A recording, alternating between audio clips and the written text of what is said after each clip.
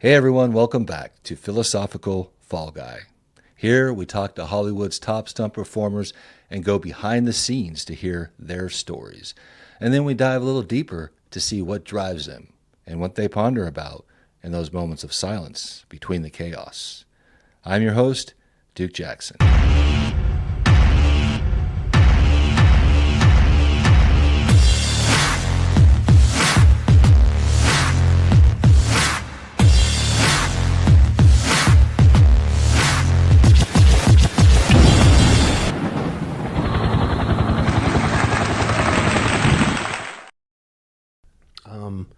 I had a very interesting childhood.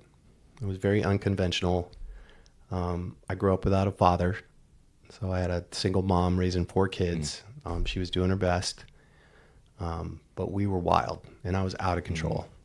And there wasn't a lot of supervision at home, and I was doing some bad things, because I don't know if I was just rebelling, not having a father figure at home was. Later on in life, I found that to be a lot more detrimental than I could have ever imagined. Does that make sense? Totally. Yeah. I did not know how bad that is for a young man to not have a father. And I found that out the hard way. And it took me a long time to relearn what I should have learned when I was a teenager. Yeah. Right? Yeah. But with my mom, it's almost like nothing was ever good enough. I had to do something exceptional to really get her attention, to get an attaboy. And when I found water skiing, this by a random chance of events, a water ski team put a ski jump on my lake. My mom owned a summer camp, and I remember watching these guys hit the water ski jump. And I was 12 years old, and I'd never seen anything that cool in my life. They were flying through the air. People were screaming and giving them applause. And I was like, that's what I want to do. And I'm going to do that. And my mom is going to think it's really awesome. So from a young age, I always equated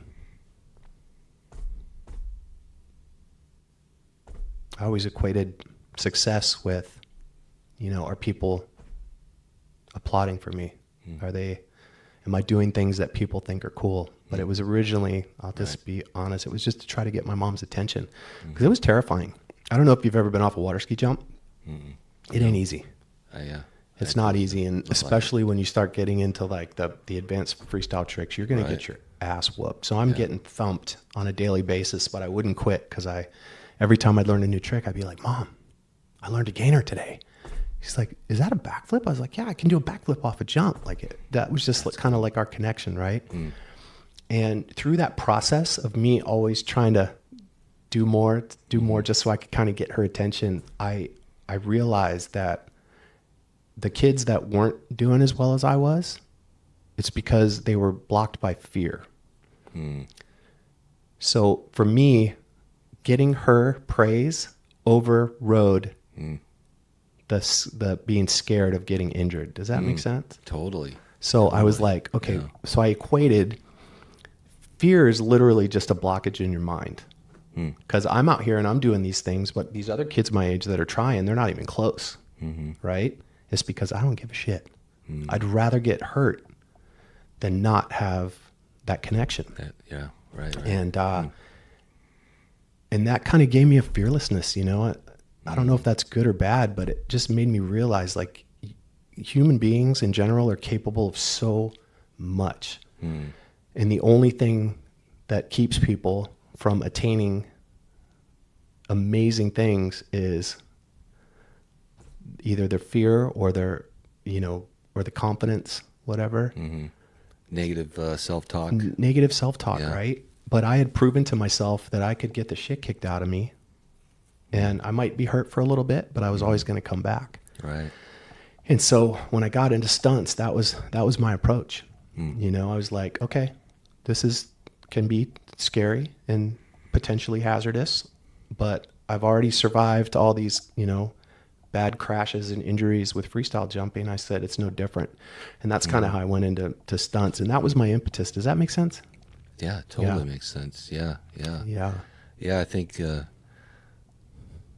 I think there's a lot of guys I've talked to, you know, myself included, but there's something that outweighs the fear. Right. There's something, it's that glory, that dopamine hit that I succeeded. I just pulled something off, man. That was wild. Yeah. Just, what is that girl in the bleachers going to think? Yeah, there's that too, right? You know? Yeah, there's that too. But yeah, for me, it was just that early on disconnection with the fear molecule, so I could try to do great things. You know? Yeah. And another, to her credit, my mom, she never told us anything was impossible. She never once. That's a big one right there. I think she was trying to kill me. I think she had too many kids and we had to get rid of one of them, because I would say, Mom, I'm going to ride the skateboard off the roof, but I put this mattress down there. And she goes, do you think that's a good idea? And I said, yeah, there's a mattress that's going to catch me. She goes, okay. Dropped in on the top of my roof, rode my skateboard down, missed the mattress, knocked myself out. Boom. I woke up. My mom's like, you going to do that again? I said, no. She goes, okay. But it wasn't, don't do that. Right. Nothing. There was never a don't do that. Yeah. And I cannot tell you how valuable that was, because I didn't know what the boundaries were.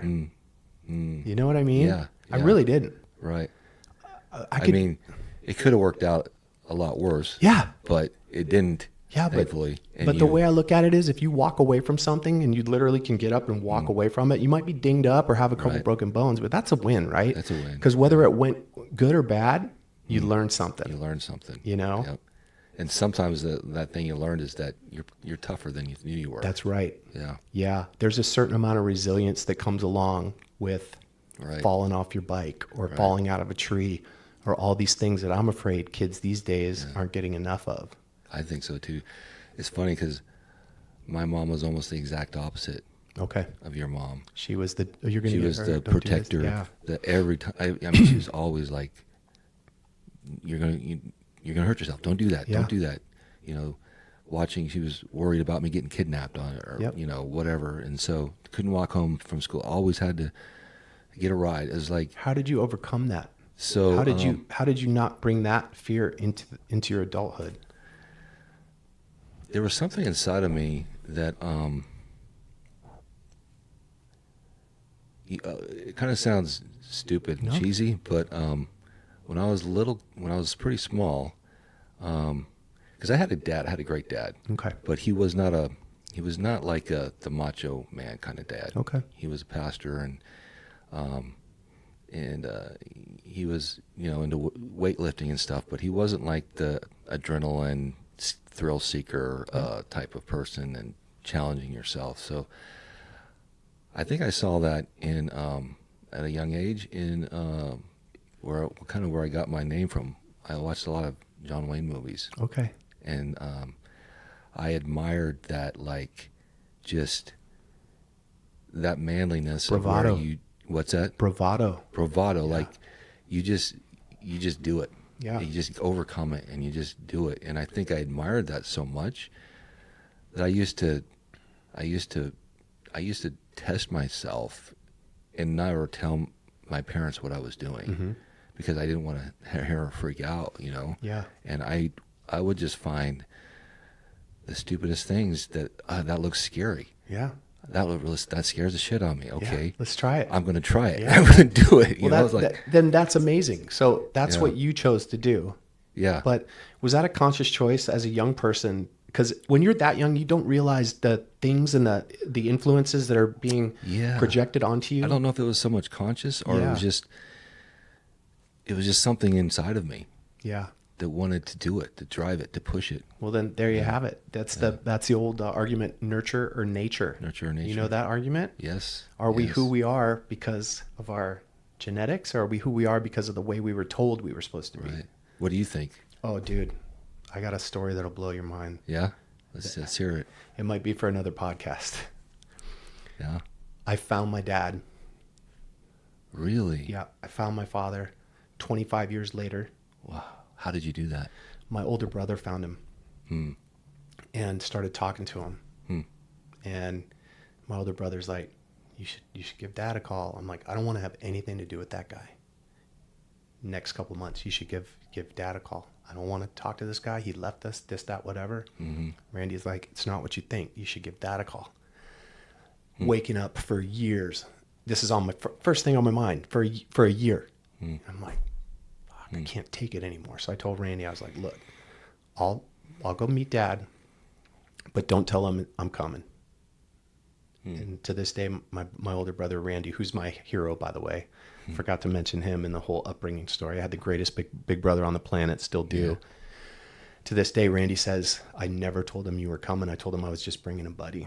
So I rode my BMW across from California all the way to West Virginia. My brother rode his BMW all the way up from Florida. We met in West Virginia where my dad was living. I'll never forget. I haven't seen this guy in 25 years. I haven't talked to him. He has no idea where I'm at or what I'm up to, right? We pull up to his house. He walks out the front door, and my brother takes his helmet off, and he's like, hey, Randy. He gives my brother a hug, and he looks over at me, and first thing he says, because I've got a blacked out helmet and full riding kit, you know. Yeah. He looks over, he goes, who's this Darth Vader looking motherfucker? Right? Excuse my French. But I was like, seems about right. And Duke, I shit you negative. I lifted my visor up just like that, and I looked at him right in his eyes, and he took a step back. And he goes, oh my God, you're my boy Hank. And I went, I am. And to this day, it took him a second. And I asked my brother Randy, I was like, you promise you never told him? He goes, we haven't even talked about it. And how old were you when he left? 12. Wow. Yeah, I was 12 years old. Yeah. And met him again as a grown man in a fully kitted out motorcycle touring suit and a helmet. And just looked in my eyes, and he goes, oh my God, you're my boy Hank. So that's crazy. The best part about the story and why I got off on this tangent is the nurture and nature thing, right? When we reconnected and I finally got a friendship back with this man and gave him the opportunity to explain himself and why he is the way he is and all the things he did in his life, it was like looking into a mirror. Wow. It was mind-blowing. Like, I can't even describe to you the similarities of our life paths. Being completely disconnected, he had zero influence on me. Yeah. But the similarities of our tracks and why we made decisions and all this is like, gives me goosebumps to this day. Right. It was just in me. Yeah, it's in you. And, I've been thinking a lot about this actually in how, our DNA. Yeah. We think of it as like, I don't even know what it is really, but it's like this little code that kind of builds us, Yep. But it's more than that. It's like memory. Oh yeah. There's consciousness and memory. 100. And it's passed down from generation, and it's just wired. It's built into 100%. Yeah. How do you explain that? Yeah. Why are little kids afraid of the dark? Because they're supposed to be. Because 10,000 years ago, you better have been afraid of the dark or you weren't going to make it very long. Right. Like, how did that get in? Come to pass? We have electricity. We've got safe homes. We've got lights. Why would you be afraid of the dark? Right. It's just in us from those genetic memories from a long time ago. Yeah. And having met my dad, and literally, like, I was blown away. So anyway, my philosophy on nurture or nature is a lot of nature involved, I agree. I think it's a lot of nature is involved. I mean, sure, you can change things a certain amount with nurturing and how you raise somebody, I think, but I agree. I think it's a lot of just how we're created and what we're made as, and and then it's like, then the nurture is like the little extra ingredients that you put in to kind of flavor it up a little bit. That might, exactly. That might spice up your experience a little bit, but for the most part, your soup is your soup, man. You are. Right? Yeah. Because, I mean, I've met families that have one kid that's valedictorian, college bound, and the other same kid from the same family is going to jail. Yep. And they're both just polar opposites, same mother and father, same upbringing. It's like, it is what it is, man. Yeah. I agree. But also I'll say this is like, if that's all we get when we're born is what we get, we are still responsible for trying to hone it. Yeah. Good point. You know what I mean? Yes. Because I realized at an early age, I can either do great things or I'm going to end up in jail because I was not a good kid. Right. And I made a conscious choice. Okay, try doing good things. Mm. You know what I mean? So you still have to be responsible, because I'm sure there's a serial killer out there somewhere that's probably a great, outstanding citizen that has been fighting those demons to kill someone. Does that make sense? That totally makes sense. But he refuses to give in Right. to that genetic thing in him Right. that's wanting him to go do horrible things. Right. You know? Which is fascinating, because it just reminds me of the TV show Dexter, where he changes it into kind of a good thing, killing serial killers. Yeah. But as you bring that up, I've been listening and reading a lot of stuff of Carl Jung. Great. I guess he was a psychiatrist, but he had it down so well way back then. And one thing that he always talks about is having to go inside, and instead of trying to slay your dragons, you have to make peace with them. Yeah. And you've got to listen to them, because they're trying to teach you something, and not suppress them, and not trying to ignore them too much, or because there's so much of our power is in there. Right. And that's where that once like you're saying, your example of this guy, he's got this killer instinct in him. But if he somehow realizes, okay, this is something, this is in me, what is it trying to teach me? He could turn that around. He could use it as a soldier, or instead of killing people, he's killing diseases or something. Yeah. You know what I mean? It's a great that's a great comparison that you're making, right? Because you said a moment ago that if you try to suppress your demons and all the dragons too much, you're only living half the experience. Right? Because they're teachers. Those are great teachers. Right. If you are going to come face to face with a character trait that you have, or a behavior that you have, and you're going to say, you know what? I don't like this about me. And I'm going to try to navigate a way where this is no longer, pivotal for me. Right. Right. But if you just suppress it and all that, you're not dealing with it. You're not dealing with it. Right. Right. And I came up with a very, very religious background. My dad was a pastor and everything. So, I kind of got the idea that, you're supposed to like push these things down. Yeah. The whole, get thee behind me, Satan, and, kill those bad desires. And religion's tough that way. Make them submit to you or whatever.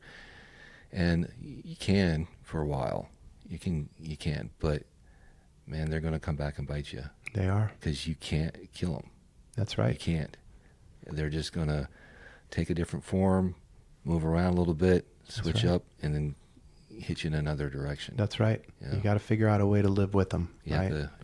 In a manageable state. And there's so many examples of, addicts that recover. That's an amazing form of throwing a saddle on that dragon and learning how to ride it instead of letting it devour you. Yeah. That's taming that dragon, but it's always still there. You can't say that dragon is right next to you. Yeah. And it's just waiting for you. Why don't you come back over here? Yeah. Like, no, dude, you're wearing the saddle, motherfucker. Sorry, I keep cussing. That's okay, man. But I think that's it, man. It's like, it's your power. It's your dragon. Yeah. You have to be the master. That's right. But it's yours. That's right. Unless you let it take control, and then all hell breaks loose. Yeah. But if you're the master and you control it, it can be very Ain't life crazy? Yeah. God, life is wild, man. Yeah, it's so wild. Isn't it? Yeah. Oh, man. Yeah. I'm so stoked to be alive some days. Yeah. Because even all the crazy, awesome stuff, but the bad stuff too. Like, can you imagine never getting to experience the highs and lows? You know? Right. And everyone's like... Yeah. That kind of makes me think, we kind of talked about this, so it was okay, but I did an ayahuasca ceremony. I was there with you. And you were there with me. Yep. And 3 years ago? Coming up on 3 now. Yeah. Wow. And that's exactly what I experienced. Yep. I experienced the highest of the high and the lowest of the low, the scariest of the scary. Oh yeah. And it's part of the experience. That's right. It's like this, like a microcosm of our life, I think. And Yeah. and the interesting thing is, it passes. Yeah. It doesn't seem like it's going to, Yeah. but it does. And that's a great thing for us to always realize, is it as terrifying as it is to be in the middle of that experience, because I've been there, you always come out the other side. And again, another metaphor for life. Right. Shit can be going sideways. Just give it a minute. You Yeah. know, that's why it breaks my heart when we lose friends, Scott Workman and, Yeah. you know, people like that. It's like, Yeah. if you'd have just given it a minute, you know, it's life is rarely, like in my deepest pits of despair haven't lasted that long. There's Right. always a way to climb out. And then right. and then when you're on the way up, it almost feels good. You know, you're like, oh, Right. great, got out of that one. Fuck, that was close. But you just got to know That it will pass. that this too shall pass. This too right? shall pass.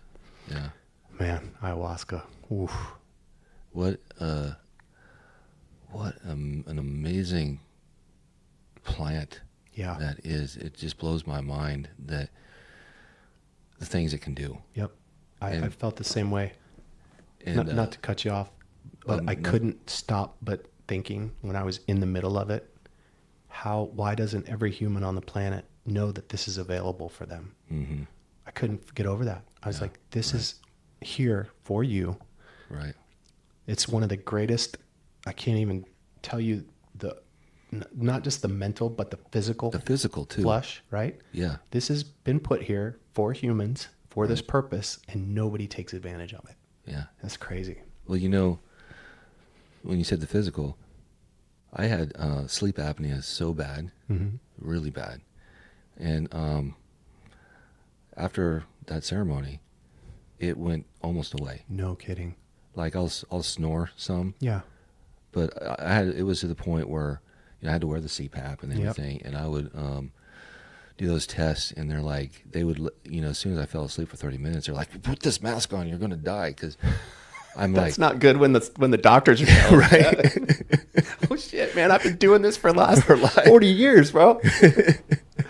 and yeah, like the amount of time that I would go without breathing, Yeah. and you know, it's how I didn't even know I was waking up, but I you choke to wake up, and then you're right back asleep again, and you don't even realize it. And Yeah, it's really unbelievable. yeah, The expanse of the benefits of it, right? yeah, But it's not something that I'm going to go out there and ever tell anybody they should do, because right, same here. yeah, I knew when I was having my experience that I could never either encourage that or discourage it, because that's not my job. Yeah, If it's your time, you'll know. that's what I was going to say. Yeah. It somehow brings you in, and Yep. draws you in, You and will calls know. you. And trust me, I'm not a big hallucinogen drug guy.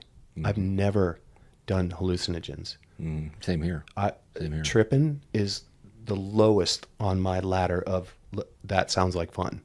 Yeah. So for me, that was like a whole other terrifying thing. I can't even smoke weed because I can't control my thoughts. And that always scared me. Like if I ever tried marijuana when I was younger, my mind would go to these crazy places that I could not control, and that terrified me, right? Right. So the thought of doing a whole cup of this stuff that is the strongest hallucinogen on the planet, what is going to happen to me? And I decided that the pain that I was experiencing inside spiritually was far greater than the pain that I would experience being scared from drinking a tea. You know what I mean? And I was right. Yeah. So glad I did that. Yeah. I felt the same. I mean, I didn't know too much what to expect, you know. Yeah. Because I've heard other people I never did any of the psychedelics either, and I've heard, oh yeah, sometimes you have a bad trip, whatever. And I've had the same thing with marijuana, where I've just gone to really bizarre, crazy, dark, strange places, and I've learned how to kind of use marijuana in a very limited way. Perfect. I love that for you, and the I ones wish that go, I could. Yeah. Man, that's gonna make me not be in a good place. No, I'm a huge proponent of THC. I really am. I just wish it worked for me. But I know some of the greatest, coolest humans on the planet that benefit from it, and I wish I could. I just can't. Yeah. I haven't mastered it yet. Or maybe it's something I should revisit, because maybe I have a better control on my doubts, my thought processes now. Right. Because that's what it was. I would just go to like these doubtful places, and there's always just this nagging, right? Yeah. Like, are you doing enough? Are you good enough? Are you gonna be better? Like, right. it's all this shit, man. Mine always ends up, I think it's because of my spiritual upbringing. Yeah. Mine usually ends up going in a very spiritual direction, positive or negative. Does God still love you? Oh yeah, man. Yeah. That had to be tough. So that was the hardest thing during the ayahuasca for me, because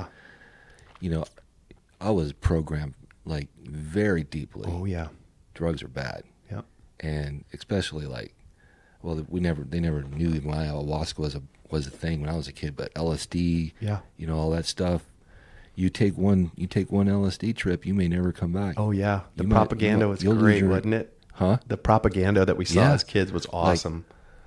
People lose their mind from acid trip one time, man, and they're not the same. They never came back again. Oh, what was that one that they called marijuana fever or something? Did you ever see that one? Yeah.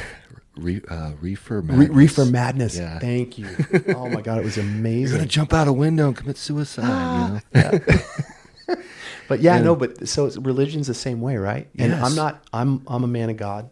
I believe in Jesus Christ. I hope that's okay to say in this day and Please age. do, man. I'm the same. Yeah. I believe, But I'm a big believer in Jesus Christ. But I also feel like organized religions can be detrimental to your spiritual health. Man, You know what I mean? so much. Because I think it's become so much. So. very bastardized. And I think so too. And I mean that in the most respectful way, sir, God. Yeah. But it's just become something completely different than what it was meant for us to feel spiritually as a human, believing in a higher power. Yeah. And I think that was one thing that, when I took that ayahuasca, so I wasn't too scared actually the first night. I just didn't know if it was going to be good or bad or whatever. I was pretty kind of blank, And the first thing it did is it shot me into outer space, man. It took me to this place of ecstasy that I didn't even know existed. Yeah.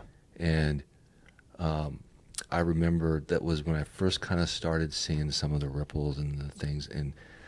And to me, part of the reason is because I always wanted to see behind the veil. I wanted to see the spiritual world that you're so programmed is there and real since you're a little kid, and you never see it. They don't want us to. Yeah. You realize that? I think so, man. They don't want us to. Because they can control what they say about that world. Exactly. This is where you need to have Brad Martin on here. Until you actually step into it. Yeah. Right? And experience it for yourself. And I think that was part of me was like, because I don't think it's not an hallucination, man. You're going into a different realm. You shift over to a different timeline or something. Your frequency shifts. Because I found that you bounce back. You can bounce back into this timeline easy. Mm-hmm. Did you notice that? During it? Yeah, because there were a couple times where I was overwhelmed. I was like, I can't take this anymore. It was so heavy. Mm-hmm. And I said, please, please, please. And won't. And I looked around the room and I was like, oh, wow. I asked to give me a break, and I just got a break. It was wild. I did not experience that. Oh, dude, it was unbelievable. And it was on command. And I was in a place I couldn't even describe to you. I'd never seen anything like it in my life, and it was terrifying. But I asked I need a break. I can't do this. And I remember looking around and I'm like, oh, I'm okay. And that gave me the confidence to lay back down Right. and go right back there. And I did, but I Mm. did not deny all the crazy things that I was feeling, seeing, Right. and that were being told to me. Mm. You know, that was the greatest experience, the things that I was being taught. Mm. Oh man, talk about heavy. Yeah. Wow. You know, These are things that, and you don't have to go into detail, but these are things like concepts, things, or these are events in your life, or ways that I can do better. mm. Like lessons that if I can make these part of my approach, Mm-hmm. I can do better. Mm-hmm. And I don't mean better, not talking about more money, more success, more this, more that. I can do better as a spiritual being, Mm-hmm.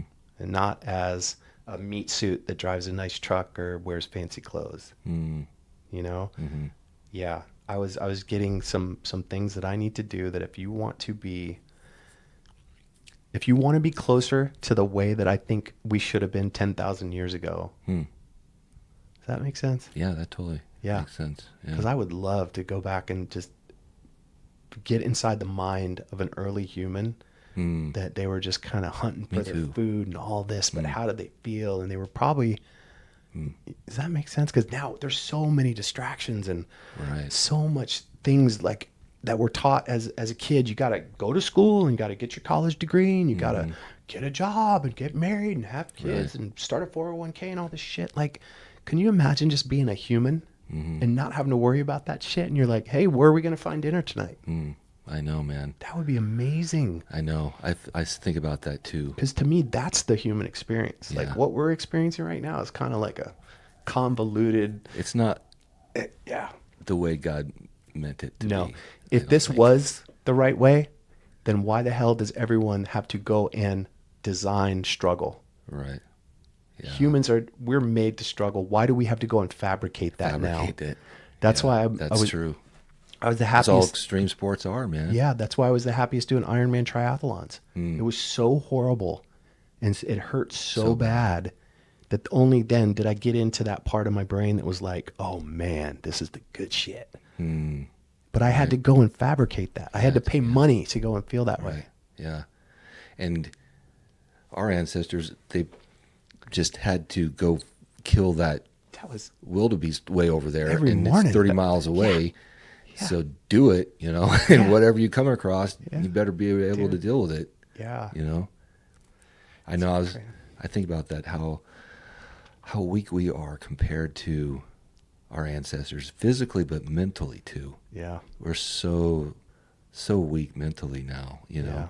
I think, I did a meditation retreat recently, Right. and you have to spend like 12 hours in meditation a day, and that is. It's so hard. Oh, I couldn't imagine. But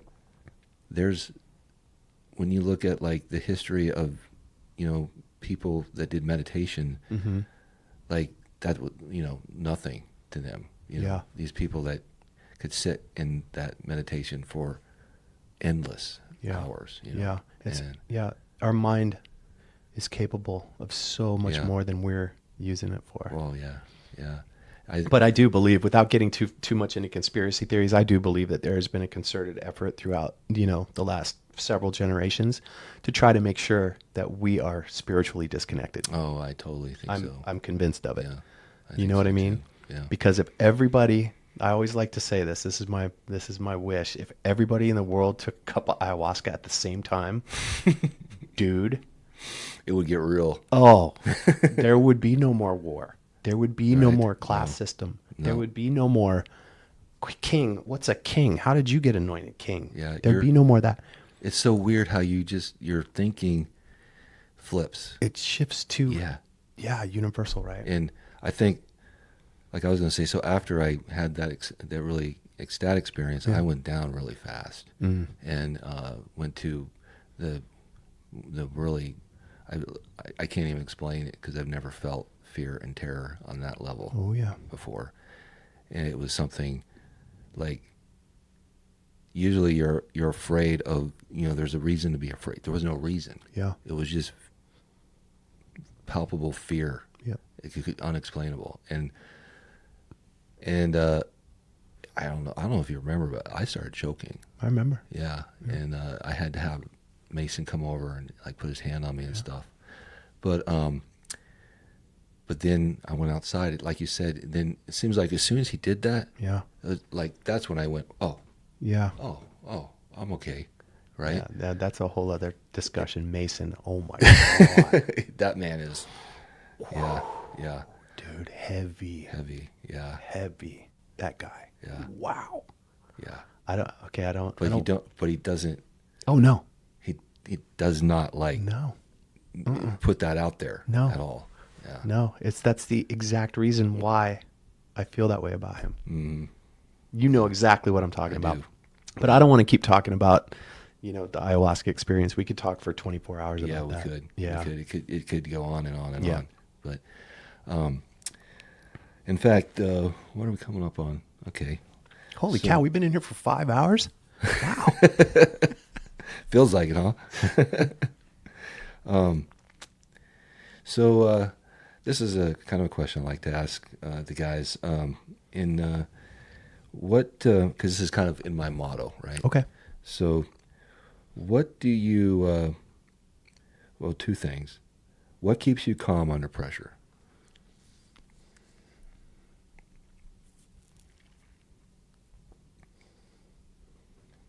I visualize the people that I have seen the calmest under the most pressure.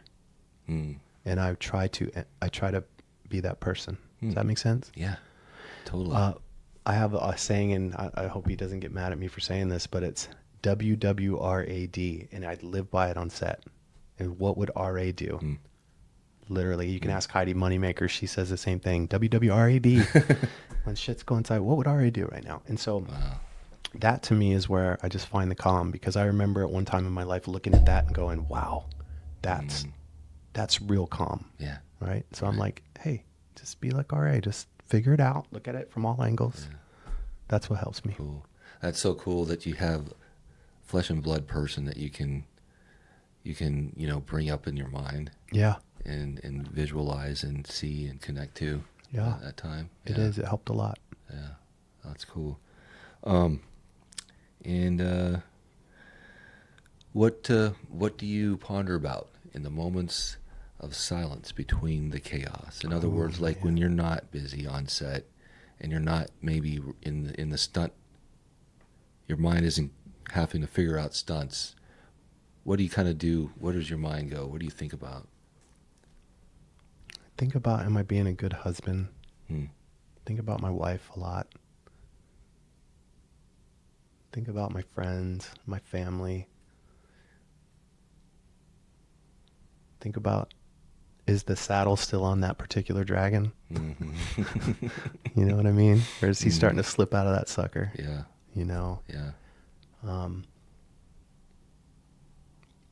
I try to, like I said earlier, I'm not perfect.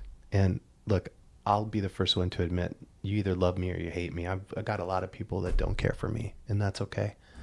If I've ever offended them, I apologize, but I am who I am. But what I'm trying to do is just to be a better human. I really am. I've made mistakes, but I'm doing a concerted effort to try to be the guy that people, when I die, they're going to go, whoa, that dude really gave a shit about stunts. He cared about his family. He cared about his friends. He loved his wife. Like, I want to be that human. And so I'm trying to take the steps to get closer and closer. That's so awesome, man. That's it, man. I love that. That's what I want to be. I'm trying. Like I said, I'm not perfect. Yeah. None of us are. And that was one thing that Carl Jung, he would say in the things I've listened to, is that you're not trying to ever be perfect. Yeah. In fact, the perfect is the ego. Yeah. Because that's what you're not perfect. You want to be complete. You want to be whole. Oh, that's great. And the whole is messy. It's the good and the bad. Oh, that's it's everything. so great. Yeah, that's it. Exactly. Yeah. Yeah, that's it. You're never going to be perfect. Yeah. And whole can be a different form for everybody. It is. It is. Yeah. That's why there's no, cut and dry, Right. like, this is what you got to be, Yeah. Dude, that is so wild. Yeah. Don't be perfect. Just be whole. Just be whole. Yeah. Oh, dude, I love that. Yeah. And that's the beauty of life, is we get the opportunity to try to become what we think is the best version of ourselves. Mm-hmm. Right? Right. That is, I think, why we're here. That's our God-given gift. Yeah. And I think that sometimes religion actually wants to take that away. Yeah, agreed. And really that's God's like, I made this whole part, this is all of you, right? Yeah. Good and bad, the messy, whatever. Yeah. It's all you. But if we were all spiritually free and whole, they'd Mm-hmm. never be able to charge us money for gas. They'd never be able to charge us money for rent. No. They'd never be able to pipe us into the indoctrinations. Like, Yeah. they don't want that. Yeah. Yeah. Yeah. Guilt is a big control. Oh, yeah, controller, man. Yeah. It's powerful. So powerful. Yeah. One of the most powerful things, I think, I agree. is if you can really get somebody to feel shame, Yeah.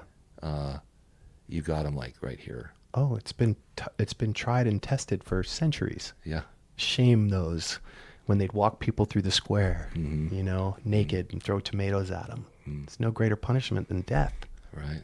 The only thing worse than killing someone is shaming them. Is shaming them. And that works to this day. And that's really sad. It is. Yeah. It is. I think that's the lowest vibration, Yeah. even lower than fear, Yeah. because fear, there's still part of you that wants to survive. That's why you're afraid. Yeah.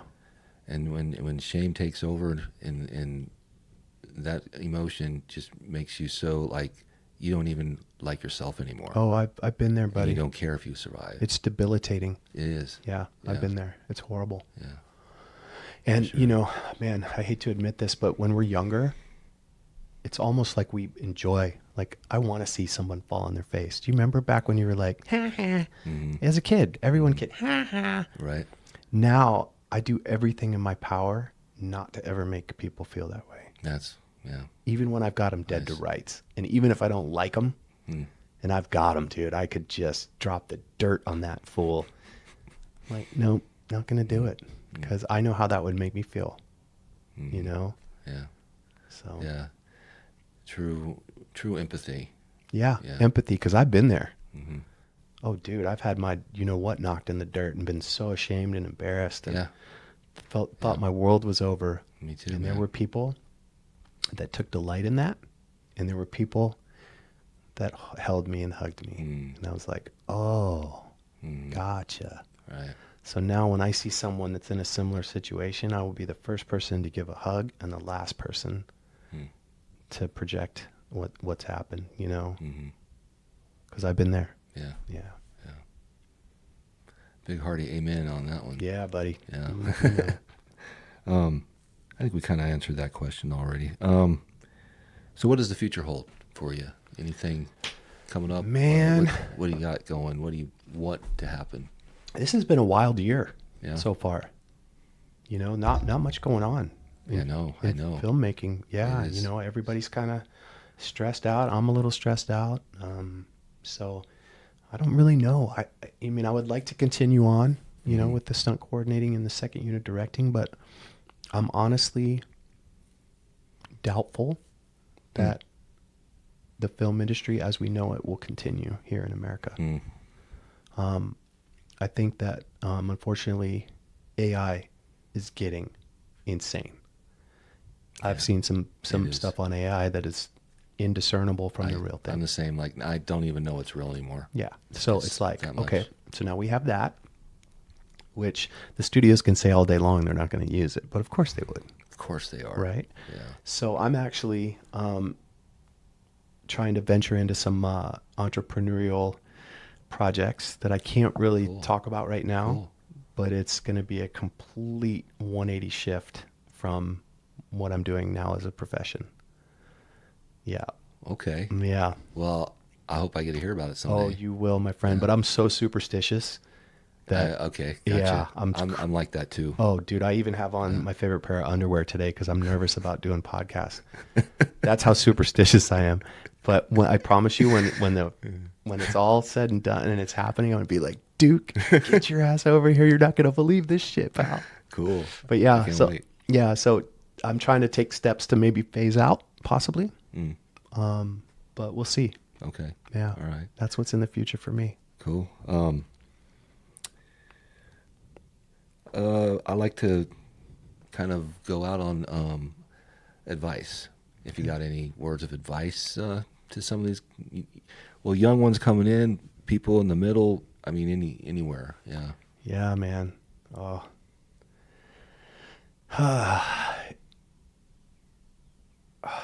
I would like to give the young stunt man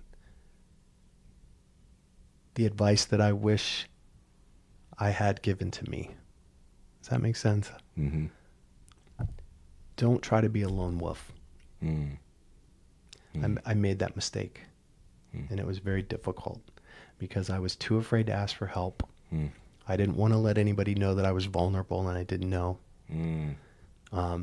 And that was one of my greatest setbacks for so long until I finally said, F it, I can't do this alone. And I started reaching out to friends, family. Hey, I need help. You know, how do I handle this? I've never been taught this before. I don't know how to deal with these life situations. Wow. And so that being said, I know so many talented stunt performers, both men and women, that are literally putting a cap on how good they can be by trying to do it by themselves. Don't be a lone wolf. No great person ever made it to the top alone. Guarantee you. That's good because honestly, that's like one of my downfalls. Oh yeah. Like I don't know why, but the way I came up is like I don't ask for help. I don't bother people. Yep. I don't want to annoy them. I don't want to ask too much. Yeah. And that's hard in this business. It's detrimental because let me ask you this. How do you feel when someone calls you and said, "Hey buddy, I could really use some advice or I need a hand"? How does that make you feel? It makes me feel valuable. Exactly. So not only are you capping yourself by not reaching out, but you're denying someone else the opportunity to feel fulfilled by showing you love Right. and help, right? So it's a double losing game that if you think that you're going to be a lone wolf in this business, you're limiting yourself because like I said, I know some really talented stunt guys that they're never going to make it to the top until they just go, hey, this is me. I have faults. I need help. Please teach me. I want to be part of this. You know, instead of trying to charge through it head first. Because when you go pushing people out of the way and knocking doors down that you were supposed to, you know, tap on, this shit comes back around. Great advice. Comes back around. So just everybody take your time. If you don't know what to do, phone a friend. And thank God I've got some of those now in my life. Wow. Yeah. Yeah. Cool. Feel so lucky, man. I got some really great friends. And I didn't always. You know. Cool. That's it. Shoot, man, it's flown by, man. Yeah. Yeah, and it's been a great time. So great dude, talking to you. I love you, brother. You're I love you too, amazing. man. I applaud you for doing all this and, you know, just trying to get, you know, just doing something, the next thing, right? Right. You're just, what's the next thing? Like, how can we, I really respect it. Thank you. And thank you for having me. I'm honored. Well, thank you for being here. Okay. And thank all of you guys for tuning in. Please remember to, like and to share and subscribe and all that good stuff helps keep me going. All right. And we'll see you on the next one. Thanks, Peace. guys. Thanks, Duke. Thanks, man.